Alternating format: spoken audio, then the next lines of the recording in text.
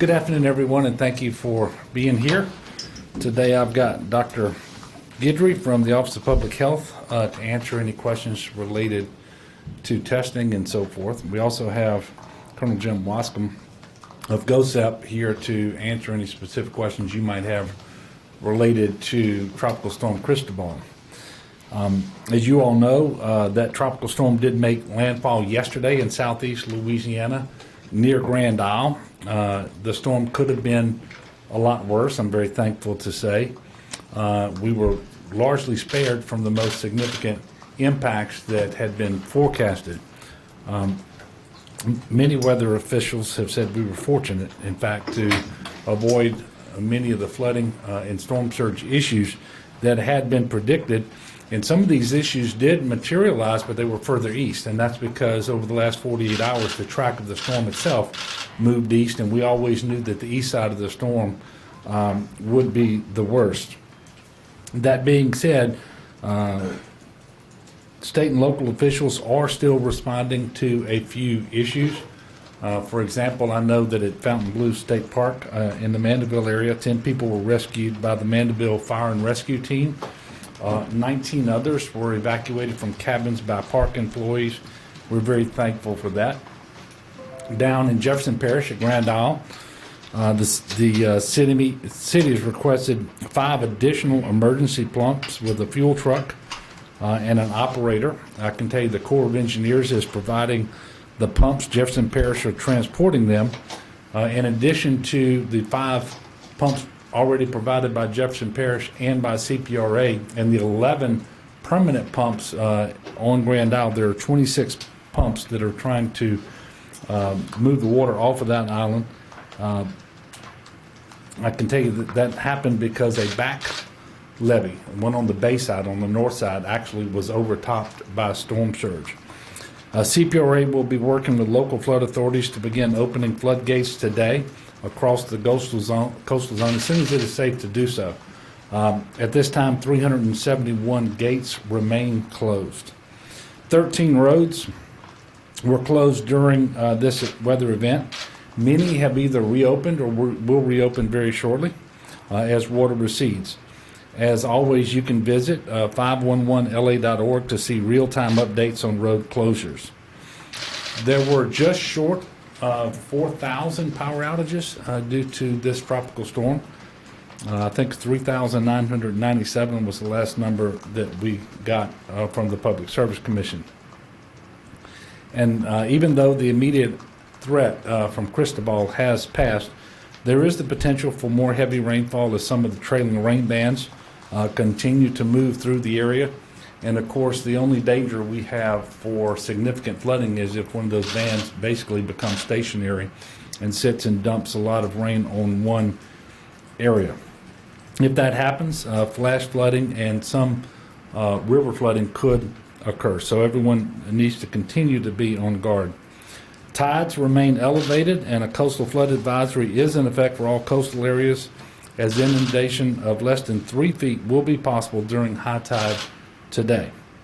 Overall, Tropical Storm Cristobal provided the state with a good test of our hurricane response and preparedness, including adjustments needed to deal with the COVID-19 conditions. And this includes all the coordination necessary with our local partners at the Offices of Emergency Preparedness, whether it's for potential sheltering needs, nursing home support, placement of equipment such as pumps and generators, the current status of levee work in areas that continue needing upgrading and potentially immediate emergency attention. If you haven't already done so, I do encourage you to please go to getagameplan.org and stay prepared with emergency supplies and evacuation plan and emergency communications for your family and for your business. And you should remember, this was only week 1 of the hurricane season. It is predicted to be a busy hurricane season with above average activity throughout. So please keep your guard up. If you were someone who, like me, prayed that Tropical Storm Cristobal would not do much damage to our state, now is a good time to offer up that prayer of thanksgiving as well. So I'd encourage you to do that. Switching gears now to COVID-19. For today's testing update, we're reporting 234 new positive cases on 8,507 tests. That is a lot of tests for a Monday, and I think that's indicative of the testing effort that we have going on across the state of Louisiana with many partners. That's a 2.7% positivity rate on the tests that we're reporting today. Sadly, we are also reporting 6 new deaths, which brings the total deaths to 2,831. We have 7 more patients in the hospital with COVID-19 across the state of Louisiana, 582 in total, than we were reporting yesterday, with 3 less on ventilators. We have 71 patients across the state who are COVID positive on ventilators. We always update the presumed recoveries on Monday. You can see that we now are reporting 33,904 patients have recovered. Some of the mobile testing sites across the state closed due to the storm, but they will be reopening soon. In fact, I expect them to start opening tomorrow. We will update you as they come back online. Hopefully, many people stayed home this weekend as Cristobal made its way through the area. But as we move further into the summer months, please keep in mind that there's a lot of COVID out there.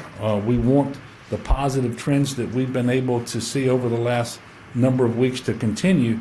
And I will tell you, one of the most heartening things is we're now 2 weeks removed from the Memorial Day weekend, and we have not seen the surge in cases or hospitalizations that could have come with that increased mobility and the contact that we saw happening across the state of Louisiana. I think a good reason for that is much of it was outdoors, and many people do continue to wear masks and to socially distance, and which is what we're asking people to continue to do. I was encouraged today by a new LSU survey showing that 62% of the people say that they either always or very often wear face coverings when outside the home. That's an increase from April when only 48% gave that same answer.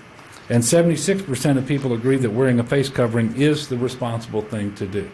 And it certainly is. And that's why the CDC has recommended it, and that's why the Office of Public Health as well.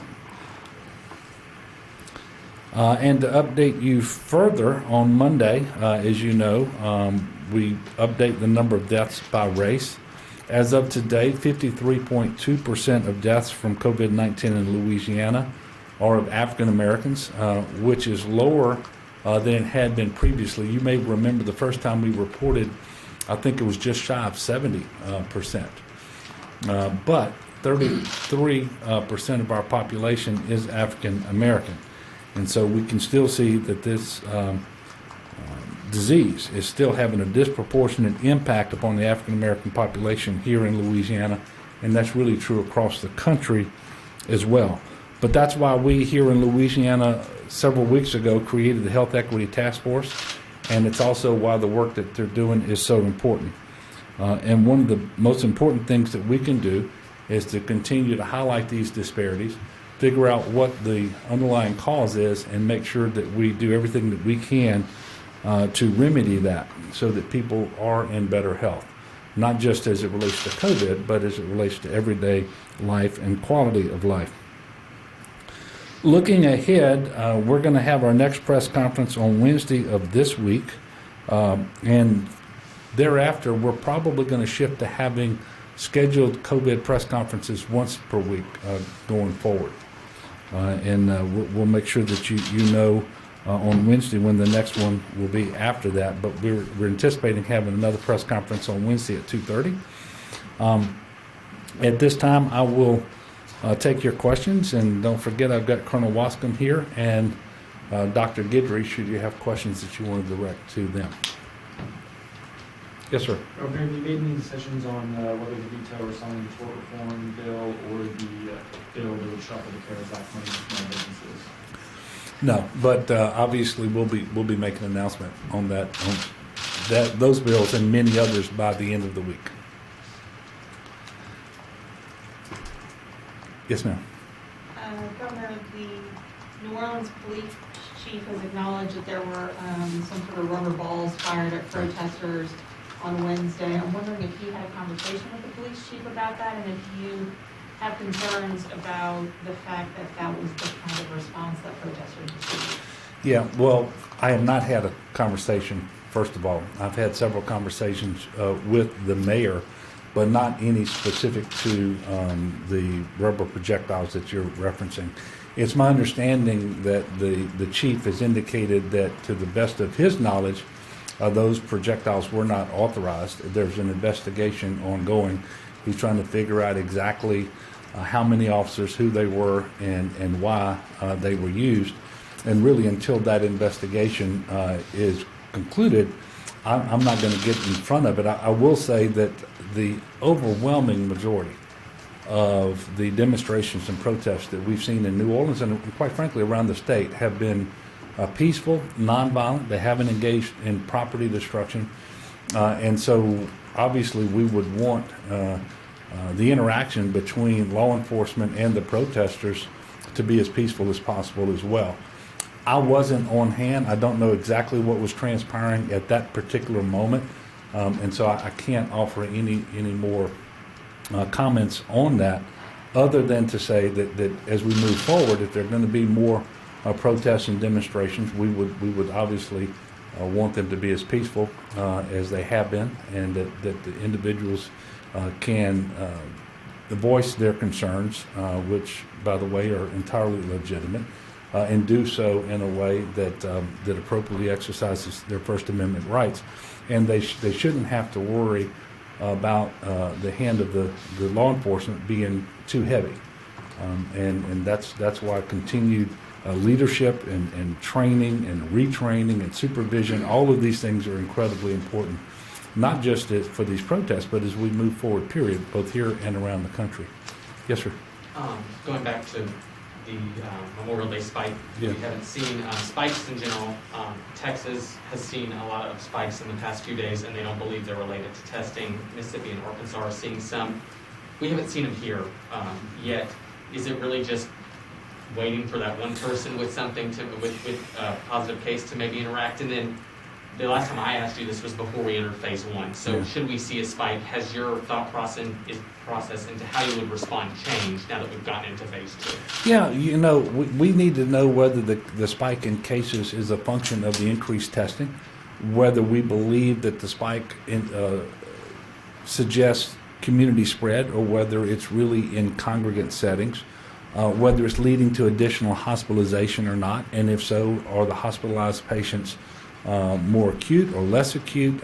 There's so much that goes into this, and really, if we get to where we see a spike in cases, we will sit down with all the experts, both at the state level and at the local levels, and try to figure out what response is most appropriate. And so I can't really judge that. There are just too many factors. I am heartened by the fact that we, quite frankly, haven't seen them. Now, we still have concerns, particularly up in Monroe, in Region 8, which is that area in northeast Louisiana, where we're still seeing, and it's not approaching anything that would threaten our capacity to deliver health care, but we're seeing more hospitalizations, we're seeing more cases, and so we're trying to figure out now exactly what's going on there and what additional steps we need to take, whether it's testing, whether it's communication, so forth up in that region. But I'm really heartened that we haven't seen it across Louisiana. And look, we may see it. You are seeing it in some other places. And it could just be that we were several weeks ahead of these other states and sort of they're behind us and so forth. I don't know. There's so many things that are going on there. But we're going to continue to make sure that we're testing as much as we can.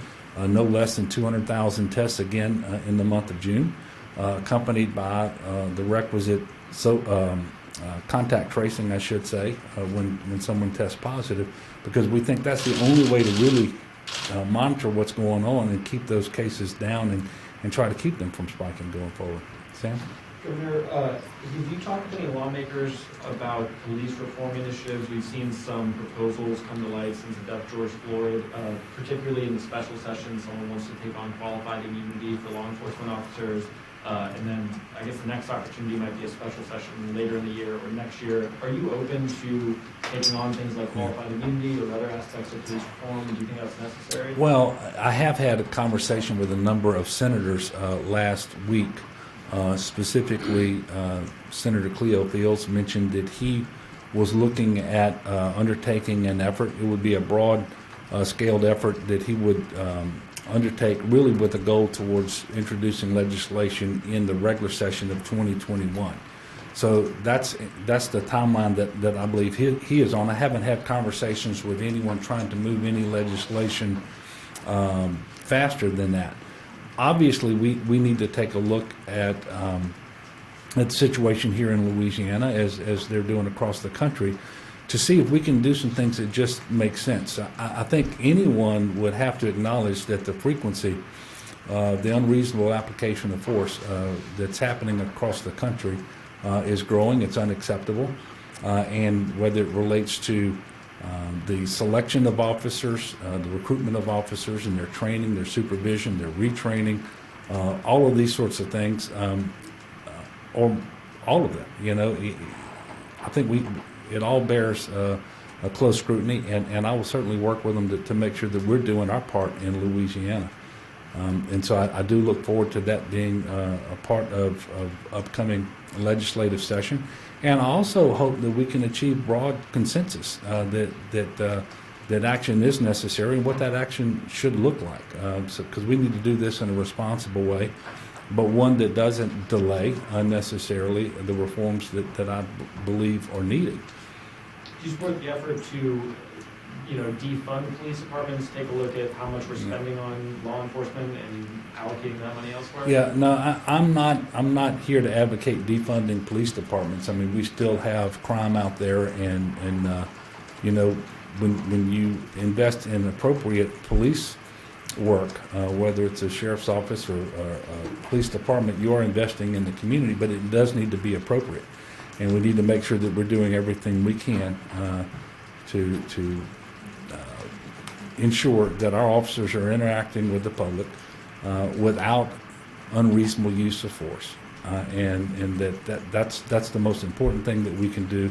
I think some reforms are necessary here and as elsewhere in order to make sure that happens. Yes, ma'am. Have you talked to the Republican legislative leadership about the various tax breaks at this point? Are there any ongoing conversations about what they're considering and what you'd be willing to sign, and is that part of negotiations? Yeah, no, we've had some conversations there, generally at a high level, and just discussed the need to be able to pass a reasonable budget to make sure that we can continue to deliver the essential services and meet our most pressing needs and priorities in the state of Louisiana, and doing so in light of a revenue estimating conference forecast that is almost $900 million less than current year. And so even with the CARES Act, we still have challenges there. So just talking about the need to get the balance right and to move forward. But in terms of specific instruments, we have not had that level of conversation. Yes, sir. Governor, it looks like the numbers for contact tracing of how many people y'all are reaching is similar to other places around the country, but very low in terms of how many people actually answer the phone. Is that a growing worry for you guys as you look towards contact tracing, just having people pick up the telephone? Well, it's always something that's concerning when you know that it's important in terms of trying to keep the cases down as we re-engage more sectors of our economy, get more people back to work, get more customers in stores, bring people into contact with one another more frequently.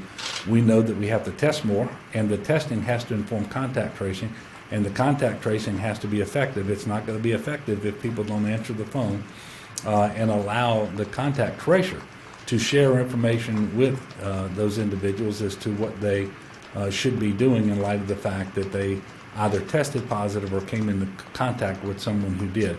So we do encourage people to look for those calls and to take those calls and to participate. It is obviously not mandatory that people do that, but it is the right thing for people to do. And so if to the extent that people are not cooperating for whatever reason, then that is concerning. Do you think it's starting to thwart the state's effort to respond to the coronavirus? Do you think we're still doing that? Yeah, no, I'm not going to say it's thwarting our efforts. We just know that it's limiting the effectiveness of those efforts at this time. And we hope that as we continue to emphasize the importance of contact tracing and what individuals' roles are in that overall effort, that there will be more support and more cooperation. Today's your day. Have you spoken with LSU officials about, there was an incoming student who apparently made a racist remark on social media? LSU responded to it, and there's been a debate sort of raging at LSU. Have you spoken to school leaders over there, and do you have any comments about what's going on? Well, obviously, the comments attributed to this individual, who I'm not sure is a student. This is part of what's going on. It may be someone who was offered admission but not yet enrolled. But those comments are vile and disgusting and have really no place in our society today. And I would encourage people to reject out of hand that kind of racism and bigotry and prejudice. Now, I spoke with the chair of the board, Chairwoman Mary Leach Werner, this morning. I know that the university is doing an investigation to figure out exactly what the status of that particular individual is and what, if any, official policies of the university were violated and what their next steps may be. And I really don't want to get further than that because I quite simply don't know more than what I just told you. Last question. Well, I guess that was it. So I want to thank you all. We will have a press conference at 2:30 on Wednesday. It'll be back over at the Capitol. We will be having a UCG meeting here that morning at 10:30 as well. And we will have the COVID press conference update at 2:30 that afternoon. And again, moving forward, we believe we'll be doing these once a week, although there'll be two this week.